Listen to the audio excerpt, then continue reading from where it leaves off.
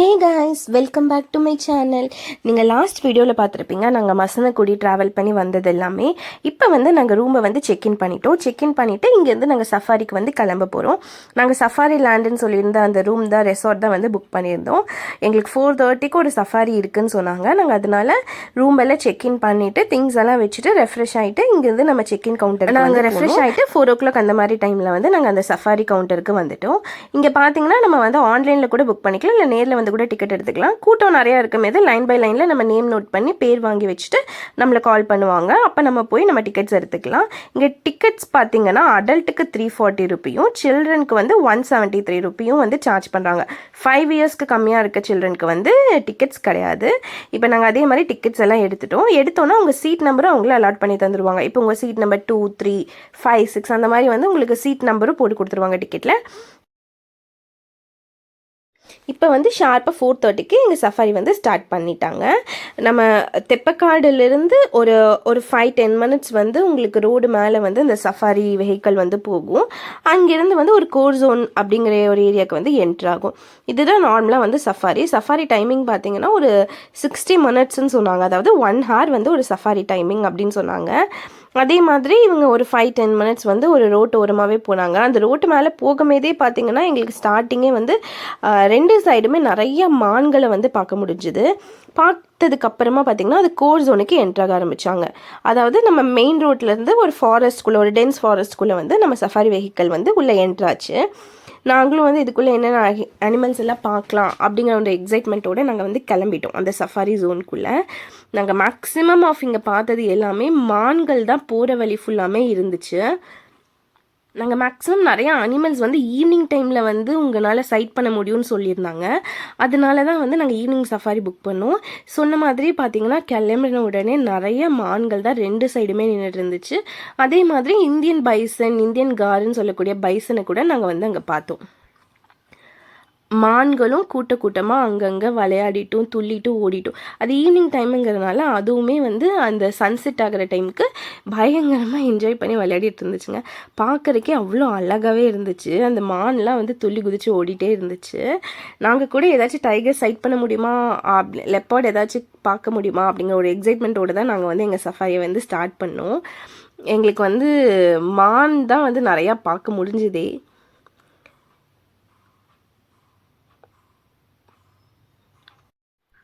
உங்களுக்கு மேக்ஸிமம் நீங்கள் வந்து மசனக்குடி, முதுமலை சைடெல்லாம் வந்தீங்கன்னா எண்ணிலடங்காத மான்களை வந்து நீங்கள் பார்க்குறதுக்கான வாய்ப்புகள் வந்து உங்களுக்கு நிறையாவே கிடைக்கும். ரோட்டு மேலேயும் சரி, நாங்கள் ஃபாரஸ்ட்குள்ளே என்ட்ராகும் எதுவும் சரி, மான்கள் தான் வந்து நிறைய கூட்டமாக ஒரு 500-1000 மான்கள் பக்கம் நாங்களே பார்த்துருப்போம். இன்னும் டென்ஸாக உள்ளே போனால் நிறைய மான்கள் தான் இருக்கும்னு நாங்களுமே இங்கே கேள்விப்பட்டோம்.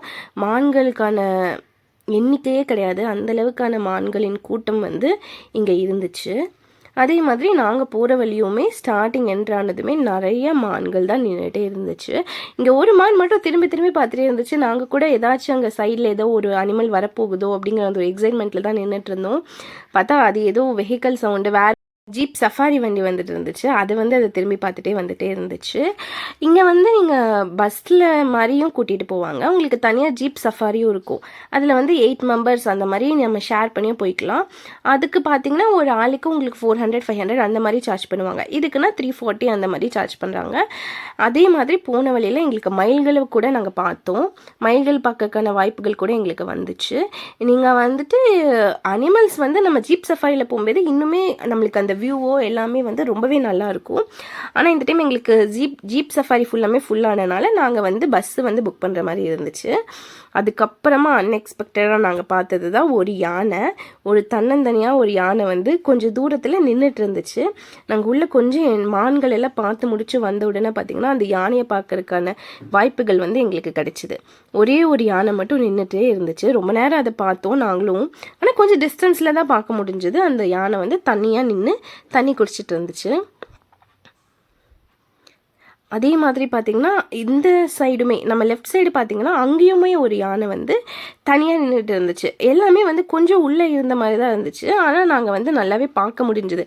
அந்த சஃபாரி வெஹிக்கிளுமே எங்களுக்கு யானையை பார்க்கறதுக்காக கொஞ்சம் நேரம் நிறுத்தி அந்த எலிஃபெண்ட் பார்த்ததுக்கப்புறம் தான் வண்டியவே எடுத்தாங்க.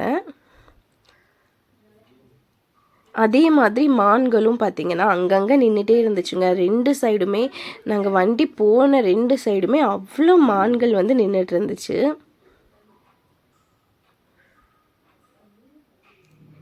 இது மான்களிலேயே நிறைய வெரைட்டியான மான் கூட உள்ளே இருந்துச்சு. நாங்கள் சாம்பார் டீர் கூட பார்த்தோம். அதே மாதிரி மானில் கொம்புள்ள மான், கொம்பில்லாத மான், அந்த மாதிரி நிறைய ஸ்பாட்டட் டியர்ஸ் நிறையாவே அங்கே இருந்துச்சு. குட்டியெல்லாம் நிறைய மான் குட்டிகளை பார்க்க முடியறதுக்கான வாய்ப்புகள் கூட கிடைச்சிது. நிறைய மான் குட்டிகள் வந்து அந்த கூட்டத்துக்குள்ளே வந்து சுற்றிட்டு இருந்துச்சு. பார்க்குறக்கே வந்து அவ்வளோ அழகாக இருந்துச்சு. இங்கே பாருங்கள் எவ்வளோ மான் வந்து அவ்வளோ சூப்பராக நின்றுட்டு இருந்துச்சுன்னு.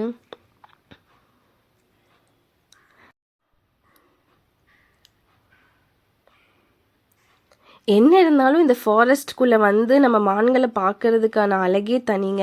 அதை சொல்லறதுக்கு வார்த்தையே இல்லை. அந்தளவுக்கு வந்து நாங்கள் மான்களின் கூட்டத்தை வந்து பார்க்க முடிஞ்சுது. அதே மாதிரி நாங்களும் வேறு ஏதாச்சும் அனிமல்ஸ் பார்க்க முடியுமாங்கிற ஒரு எக்ஸைட்மெண்ட்டோடு தான் இருந்தோம்.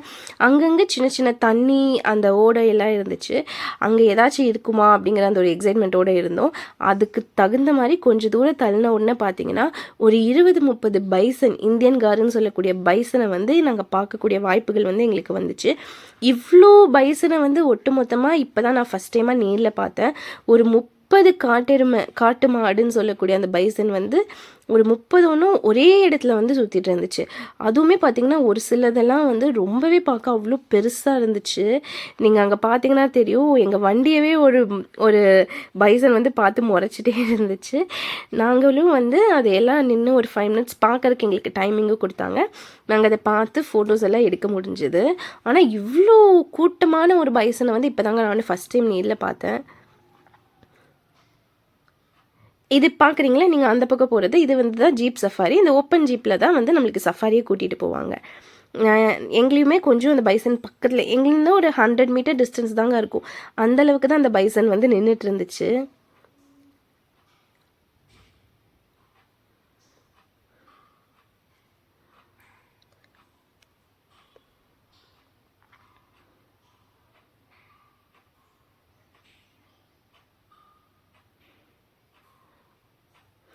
இது பார்த்தீங்கன்னா காட்டு அணில்னு சொல்லுவாங்க. காட்டு அணில் வந்து நிறைய மரத்து மேலே அந்த கிளைகள் எல்லாம் வந்து ஒரு 6-5 அணில் பக்கம் வந்து விளையாடிட்டே இருந்துச்சுங்க. அதையெல்லாம் கூட நாங்கள் பார்த்தோம். அதுக்கப்புறம் பார்த்தீங்கன்னா ஒரு யானையோட கூட்டத்தை பார்த்தோம். ஒரே ஒரு தனியாக ஒரு யானை வந்து நின்றுட்டு இருந்துச்சு, ஒரு டஸ்கர் யானை. என்னடா இது தனியாக நிற்குதே அப்படின்னு நாங்கள் பார்க்கும்போது ஒரு பயங்கரமான யானை சவுண்டு வந்து எங்களுக்கு வர ஆரம்பிச்சது. எங்கடா வந்து இந்த யானை சவுண்டு வருதுன்னு பார்த்தா இந்த ஒரு யானை தனியாக இருந்துச்சு. அதோட குட்டியோ அதோட ஃபேமிலியாக தான் இருக்கும்னு நினைக்கிறேன். ஒரு குட்டி யானை, ஒரு அம்மா யானைன்னு சொல்லிட்டு கூட வந்து உள்ள ஒரு நிலையாக ஒரு 4-5 யானை பக்கம் நின்று பயங்கரமாக சவுண்டு விட்டு கத்திகிட்டே இருந்துச்சுங்க. அது எங்களுக்கு வந்து நாங்கள் போட்ட சவுண்டில் அந்த யானை சவுண்டு எங்களுக்கு பெருசாக கேட்கவே இல்லை. ஆனால் நேரில் வந்து எங்களுக்கு ரொம்பவே சூப்பராக கேட்டுச்சு. இந்த சஃபாரி எல்லாம் பார்த்து முடிச்சுட்டு 1 hour கூட்டிகிட்டு போனாங்க. அங்கேருந்து ரிட்டன் கொண்டு வந்து எங்களை அந்த தெப்பக்காடு சஃபாரி பாயிண்ட்டுக்கே ரிட்டன் கொண்டு வந்து விட்டுட்டாங்க. நாங்கள் கொடுத்த 340க்கு நாங்கள் இந்த ஃபாரஸ்ட்டோட எக்ஸ்பீரியன்ஸே வந்து தனிதாங்க. அதை பார்த்ததே ரொம்பவே நல்லா இருந்துச்சு. அந்த எக்ஸ்பீரியன்ஸ் எல்லாம் பார்த்துட்டு 1 hourக்கு அப்புறம் எங்களுக்கு கொண்டு வந்து அங்கேயே விட்டுட்டாங்க. இங்கே வந்து இந்த சஃபாரியில் நாங்கள் நிறைய கூட்டமான மான்களையும் யானைகளையும் காட்டு எருமை அதாவது பைசனையும் வந்து கூட்டமாக பார்க்க முடிஞ்சுது. அதே மாதிரி பார்த்திங்கன்னா நாங்கள் நிறையா இந்த காட்டு அணிலை பார்த்தோம், பீகாக்கை பார்த்தோம், நிறையா பார்த்தோம். வெளியே வந்து இங்கன்னா நிறைய வளர்ப்பு யானை. நாளைக்கு வந்து morning Theppakadu elephant camp book பண்ணியிருந்தோம். அதில் வைக்கக்கூடிய வளர்ப்பு யானை தான் இப்போ நீங்கள் பார்க்குறது. அது எல்லாமே வந்து அந்த தெப்பக்காடு கேம்பை சுற்றியுமே வந்து வச்சுருந்தாங்க. இந்த வீடியோ பண்ணி சப்போர்ட் பண்ணுங்கள். இந்த வீடியோவோட கண்டினியூஷன் நம்ம தெப்பக்காடில் என்னென்ன பார்த்தோம் அப்படிங்கிறது எல்லாமே உங்களோட நெக்ஸ்ட் வீடியோவில் வந்து வரும். மறக்காமல் சப்ஸ்கிரைப் பண்ணி நம்ம சேனலை சப்போர்ட் பண்ணிடுங்க. நெக்ஸ்ட் வீடியோவில் நான் எலிஃபெண்ட் கேம்ப்பு எங்களோட ரூம்ஸ் எல்லாமே நான் வந்து உங்களுக்கு எக்ஸ்ப்ளோர் பண்ணி காமிக்கிறேன். Thank you, Tata, bye. Thanks for watching.